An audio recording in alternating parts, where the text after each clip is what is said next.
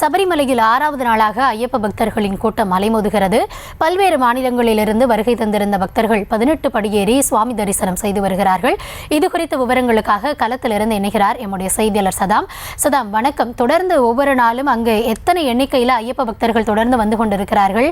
அங்கு அவர்களுக்கான ஏற்பாடுகள் எந்த அளவில் செய்யப்பட்டிருக்கிறது? இது குறித்த விரிவான விவரங்களை வழங்கலாம் சதாம். வணக்கம். அதாவது கார்த்திகை மாதம் சபரிமலை மகரவிளக்கு மண்டல பூஜைக்காக தற்போது சபரிமலை நடையானது கடந்த 15ஆம் தேதி திறக்கப்பட்டது.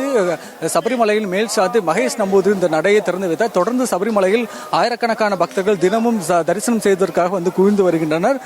தொடர்ந்து இந்த அதிகாலை முதலேயே நீண்ட வரிசையில் சாமி தரிசனம் செய்வதற்காக காத்து நின்று சாமி தரிசனம் செய்து வருகின்றனர். பம்பையிலிருந்து மலை ஏறி சபரிமலை வந்தடைந்து இங்கிருந்து இருமுடி கட்டுடன் சரண கோஷத்துடன் 18ஆம் படி ஏறி நடைமேடை வழியாக சன்னிதானம் வந்தடைந்து சபரிமலை ஐயப்பரை கண்டு மனமுருகி சாமி தரிசனம் செய்து செல்கின்றனர். கடந்த 6 நாட்களில் பக்தர்களின் வருகை எண்ணிக்கையானது 3,74,071 பக்தர்கள் சாமி தரிசனம் செய்துள்ளனர். கடந்த 5 நாட்களில் 30,194 குழந்தைகள் சாமி தரிசனம் செய்துள்ளனர்.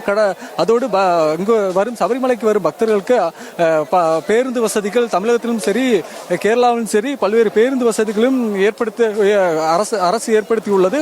அதோடு கடந்த வருடத்தோடு இந்த வருடம் பக்தர்களின் எண்ணிக்கை அதிக 5 நாட்களாக கூடுதலாக உள்ளது. பக்தர்கள் பாதுகாப்புக்காக ஆயிரக்கணக்கான போலீசார் பாதுகாப்பு பணியில் ஈடுபட்டு வருகின்றனர். அதே போல தன்னார்வலர்கள் மற்றும் பல்வேறு குழுக்களை சார்ந்தோர் இங்கு முகாமிட்டு பக்தர்களுக்கு தேவையான உதவிகளை செய்து வருகின்றனர்.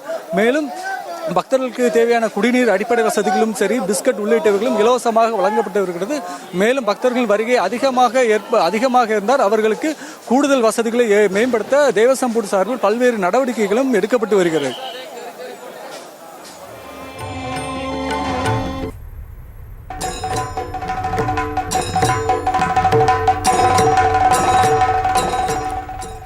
தொடர்ந்து 6வது நாளாக சபரிமலையில் ஐயப்ப பக்தர்களின் கூட்டம் அலைமோதுகிறது. இது குறித்தான விவரங்களை களத்திலிருந்து வழங்கினார் எம்முடைய செய்தியாளர் சதாம். உங்களுடைய கள தகவல்களுக்கும் நன்றி. செய்திகளை உடனுக்குடனும் துல்லியமாகவும் தெரிந்து கொள்ள சப்ஸ்கிரைப் பண்ணுங்க.